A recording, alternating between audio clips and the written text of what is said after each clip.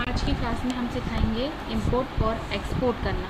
तो इंपोर्ट और एक्सपोर्ट करने का मतलब ये है कि आप टैली से यदि डेटा को इंपोर्ट कराना चाहते हो तो आप अपने किसी भी ड्राइव में इंपोर्ट करा सकते हो, और यदि हमें एक्सपोर्ट कराना है तो हम उसको एक्सपोर्ट भी करा सकते हैं। ठीक है, तो हम देखते हैं इंपोर्ट और एक्सपोर्ट के लिए।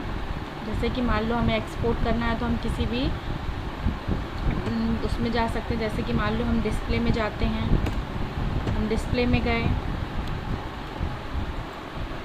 ये डिस्प्ले दिख रहा है आपका, यहाँ पे हम एंटर करते हैं। यहाँ पे हम मान लो डे बुक को हम एक्सपोर्ट कराना चाहते हैं, तो एक्सपोर्ट कराने के लिए ऑल्ट के साथ ई प्रेस कर सकते हैं, या फिर हम कीबोर्ड से यहाँ एक्सपोर्ट वाले ऑप्शन में जाकर क्लिक कर सकते हैं। हमें एक्सपोर्ट करना है तो हम ऑल्ट ई भी कर सकते हैं, तो ऑल्ट ई कर लेते हैं।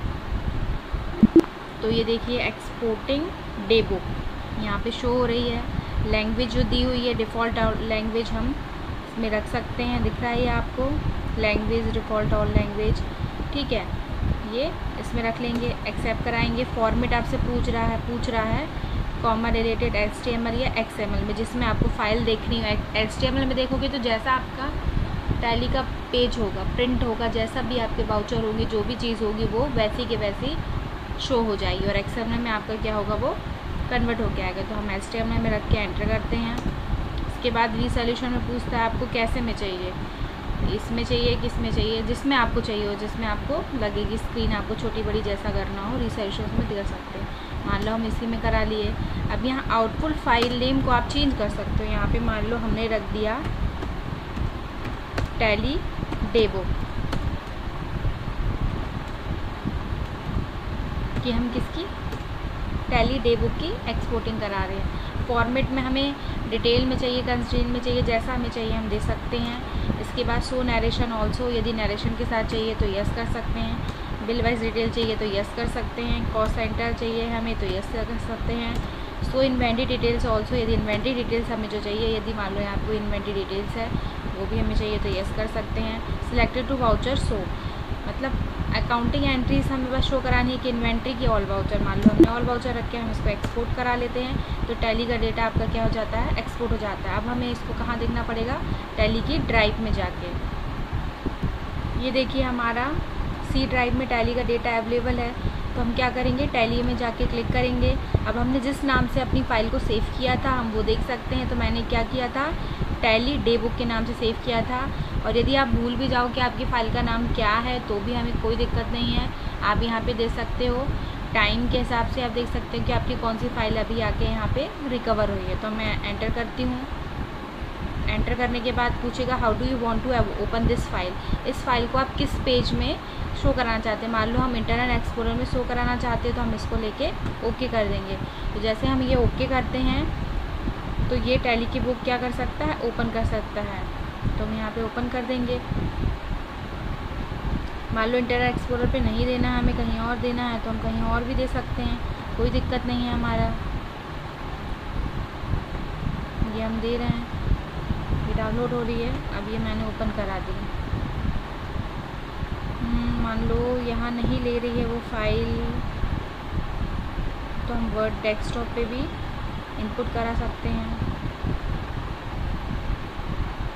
जैसे हम ऑफिस वर्ड में जाते हैं तो देख रहे हैं आप कि यहाँ पे ये फ़ाइल आपकी आ गई, जो आपने रीसोल्यूशन लिया था उसके अकॉर्डिंग आपकी स्क्रीन शो हो रही है। पर्टिकुलर कैश डेल, मतलब जो आपकी डे बुक थी, देखिए आपकी यहाँ पे शो हो गई है। तो ये तो हो गया आपका कौन सा ऑप्शन, एक्सपोर्ट का ऑप्शन दिख रहा है आपको, बन जाएगा, कोई दिक्कत नहीं है। इसके अलावा अब हम ये इसमें तो देख लिए, और किसी फ़ाइल में देखना चाहते हो तो देख लो आप लोग।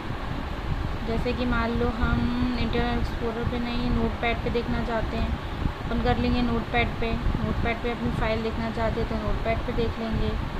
क्या हो गया, इसको ओपन हो गई, टाइम ले रहा है ये बहुत ज़्यादा।